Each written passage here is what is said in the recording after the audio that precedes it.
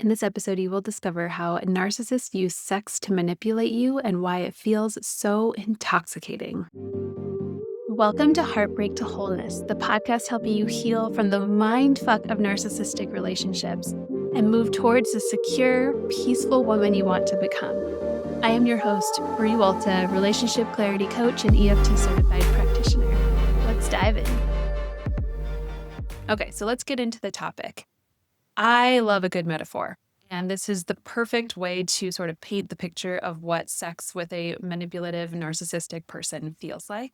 So go with me on this journey, okay? I want you to imagine that you are dating somebody, this new person, and he shows up on this date after maybe you've gotten to know each other a little bit with this full feast of all of your favorite foods. He has cooked them by hand. They are like baked goods made from scratch. It's dessert, it's the main course, it's appetizers, it's a fucking feast, okay? Shows up with this full spread for you, beaming with his smile, love outpouring from him, right? All of his desire, all of his attention focused on you, showing you that you care, you matter so much that he took the time to make this feast for you. And what do you feel? You feel cared for, you feel special, you feel worthy. You have the thoughts going through your head like, oh my God, nobody has taken care of me like this. Nobody has even given me like barely the time of day, no less made me a feast like this. And you feel so satisfied.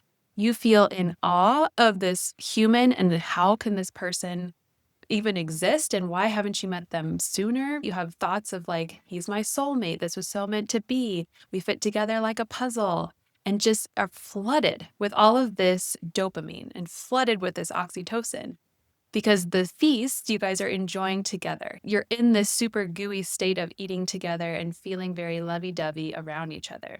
And this feast keeps showing up for you day after day as the relationship progresses.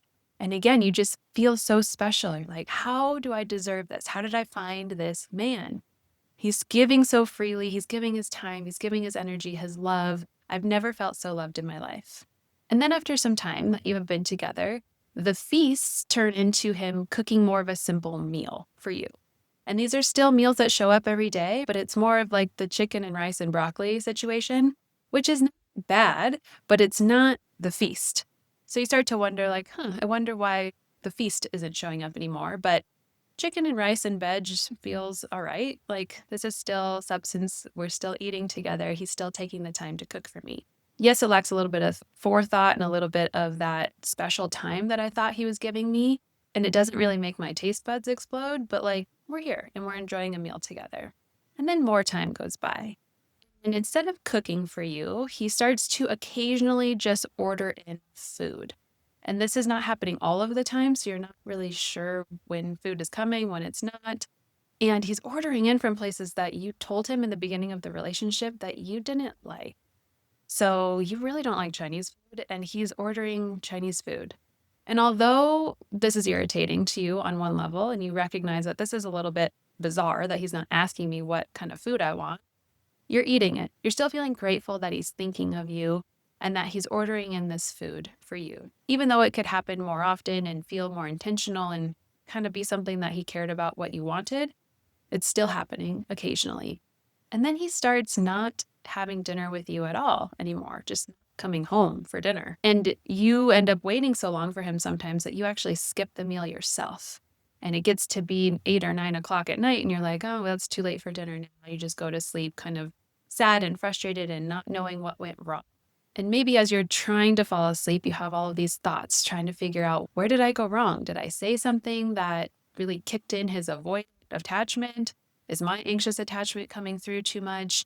What am I doing? I feel like I have been trying to bend over backward in this relationship to make him feel good and to show up in the right way. I feel like I've been trying to say things the right way. I just don't understand why he's no longer coming home for dinner. And there's no answers. There's no answers from him. And in your mind, you're like, I don't care if we sit down and eat canned tuna at this point. Like, I just want to sit down. I want you to be predictable. I want you to be with me here. And you start to really think that it's all about you. Something is wrong with you. You're not good enough. And you're just striving after this answer, this rumination in your head of, What did I do? What did I do? What can I do to fix it? And then after several days of not coming home for dinner, not texting you, not giving you a phone call, not giving you any explanation of what happened, he shows up with the full fucking feast again. He lays it all out on your kitchen counter, the baked goods, the appetizers, the main course, the everything that you loved, and you explode. Like you're all of the dopamine and the oxytocin in your mind, like if you imagine fireworks, this is what I see in my head, is you're just popping off. Like everything in you explodes because it feels so fucking good for him to acknowledge you again, for him to bring in this closeness, for him to show up and take the time to make you feel special. And you're like, oh, what was I worried about? Like, I'm totally worthy. I'm totally enough. He totally loves me. He just had some weird couple of days. He needed some space. He's totally an avoidant attachment person. And I was just overreacting, right? You come in with all the justifications because this feast feels so good to you, so validating, so satisfying, so delicious that it wipes the whole slate clean. This is how we get hooked, okay? This feast is the mind-blowing sex. Insert one for the other in this situation. It does the same exact thing to our brain, to our body, to our sense of self. And when he comes back with the feast after being gone for a while, that connection, that intensity feels so damn intoxicating because we have been starved. He has been slowly pulling away, slowly withholding that attention, withholding that closeness. We're feeling a bit abandoned. And so when he comes back, that it like reinforces how strong, how much we need that. It becomes like a drug. And to add to the intensity of it all, in the beginning, the over the top passion, the extravagance of the feast or the sex is calculated intensity. He's paying attention to everything that you want, that you need, that you're saying you love, you desire, that you've always wanted, and he's pouring it on you in exuberant amounts. He's giving you everything you've ever wanted, right? In the beginning of these relationships, it's like, this is too good to be true. And I'm sorry, hon, but it is. It is often too good to be true because that is calculated. They're using something called a mirroring technique to understand your desires and your fantasies and become everything that you've ever craved. And once you've experienced that, it's really hard to experience them pulling away from being that person because we have had that experience. We're like, we know they're capable of that. Why are they acting a whole different way? Why are they pulling away? And we don't know that this is on purpose. We don't know that this is a way that they are exerting their power and their control by keeping us either close or arm's length with intentionality around making us feel really worthy and giving them validation for being such an amazing person, or keeping us feeling like we're not enough, which keeps us sort of like crawling back to them, which again gives them that like disgusting validation that they're looking for. They want to know that they have you on this puppeteering little game where they can keep you seeking, they can keep you coming back, they can keep you starving and desiring so that when they come back, it's again that explosion of, oh my God, you're amazing. Everything that you've done between the first feast and this feast doesn't matter because you actually really do love me. And love gets so tangled in our mind with this intensity and this chaos and this seeking. So you've experienced really passionate, intense, intoxicating sex with this person. And one of the biggest fears that I think I hear from clients is, what if I leave and I never feel this way again? I'm never going to have sex like this again. And that's one of the things that actually can keep you hanging on in the relationship. And it makes sense, right? That part feels really good. That part feels really like it's a drug. It's that overpouring of all of the good feel good hormones. So you're not wrong in like wanting that part of the relationship. And if you have been hanging on in an unhealthy relationship because the sex is just great, like there's no shame here. It makes perfect sense why you would want to feel good, especially if all periods of the relationship other than that feel really bad. It's like, why would I give up the one thing that actually makes me feel good? But I want to really highlight here that the sex that you're feeling, this intoxicating sex, feels good because it's releasing all these hormones in your body, right? It's that act of closeness. But really, at the basis of what we're feeling is connection. And we're feeling connection because we finally feel worthy enough to bring that connection close. So the sex is really confirming who you are as a person. Am I a worthy enough person for this man, or am I not? Because when I am worthy enough, he comes close, we have sex. If I'm not worthy enough, he pulls away. So your sense of self is very much dependent on his mood, on his ability to control you. So he's using the sex to make you either feel worthy, connected, and whole, or make you feel like you're not those things. And I don't know about you, but that is terrifying, to put your entire sense of self in someone else's hands. And we do this so unconsciously. Again, there's not anything wrong with you if you have fallen into this trap. It is intentionally manipulative. It's intentionally orchestrated to feel that way. And what happens when our sense of self is outside of us is that we get very frazzled and we feel very out of control because we never know when they're going to come to validate who we are. And I have fallen into this too. So I'm using we a lot in this episode because I get it. I feel you so deeply and how confusing this experience is. So what I want to ask you then is, acknowledging that there's a fear that you're never going to feel this intensity again. How would it feel to not have your sense of self dependent on when he shows up for sex, dependent on him at all? Would you trade this high high and this low low for somebody who can show up consistently and isn't giving you that validation, but is giving you the mind-blowing orgasms and the physical pleasure and the sense of safety and the sense of love making? I mean, they call it love making because you're exchanging love with another person, right? Where we are acting out our love physically when we have sex with a healthy person in a healthy relationship. And that type of intensity, that type of orgasm or orgasmic connection is so deeply satisfying. So you're not going to feel the same like jacked up nervous system, the same flood of all the hormones, the same validation of self, but you are going to feel passion and deeply held safety that allows you to open in ways that you have never experienced pleasure before. So you don't have to choose between intensity and orgasms, right? Like, it's such a real fear that when we get out of these relationships that we think we're just going to have this boring ass vanilla sex and be daydreaming about our unhealthy ex the whole time. That doesn't have to be your reality. Real love doesn't leave you second guessing. It doesn't leave you anxious. It doesn't leave your self-worth on the table for somebody else to pick up or put down. Real relationships, real sex, real love feels safe. And I want you to experience that safety. When you're trying to heal from these types of narcissistic relationships, oftentimes sex is used as a form of control.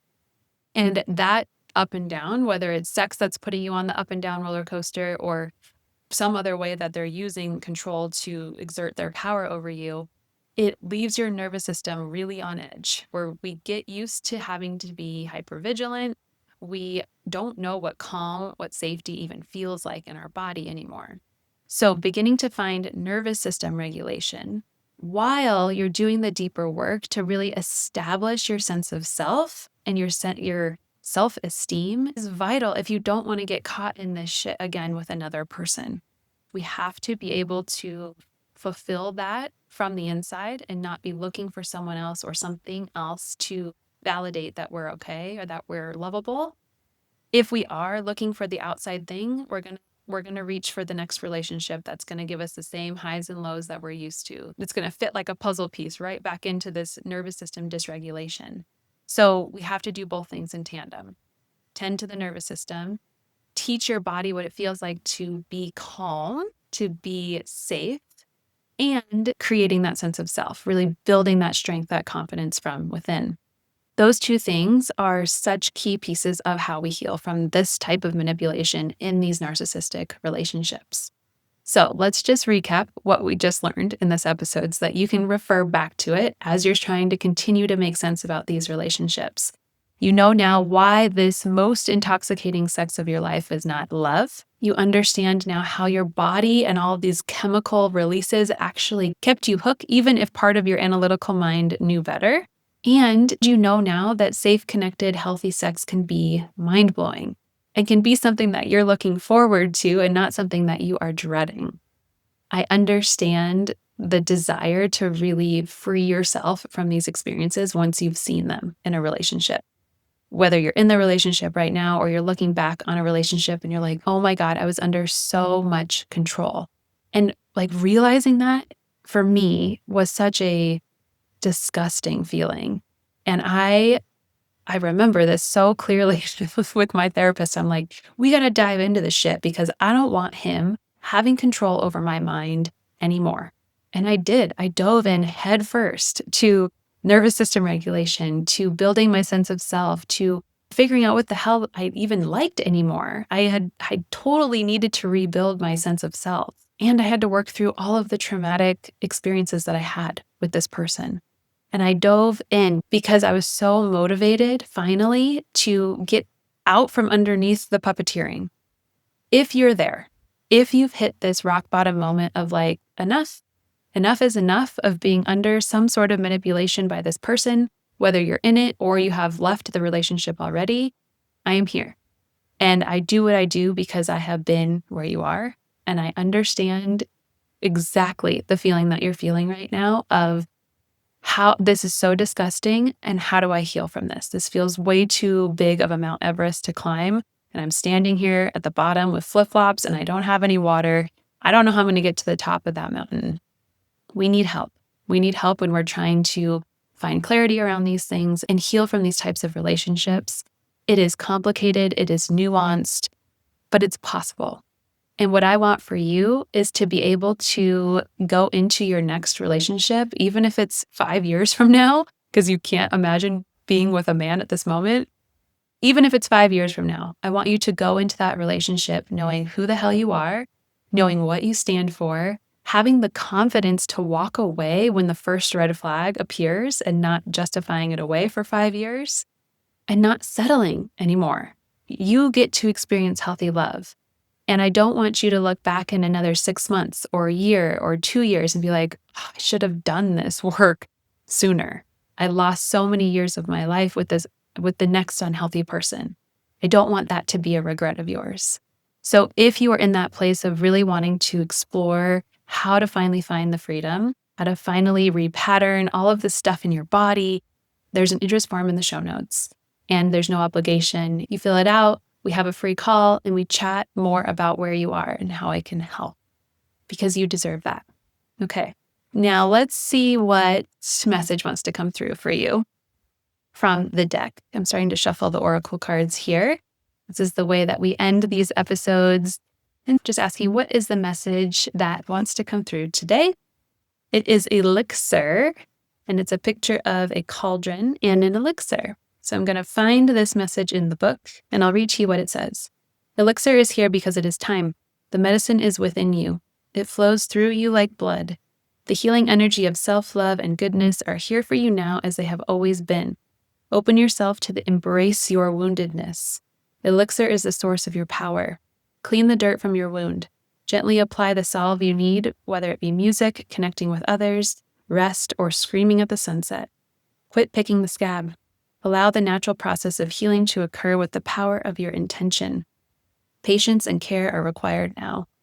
Move through the pain, and you will wear your scars with honor and reverence for the whole of life's experiences that you have lived. Use your medicine. You are healing. You will heal.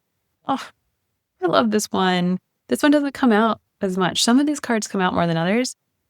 I mean, could I have said it any better? That's pretty much the sum up of this episode. And you will heal. You will heal from this. You will make understanding. You will find clarity. You will get to the top of Mount Everest and you will look down and you'll be like, that was hard as shit, but I'm here. And you can take that deep, full breath of fresh air.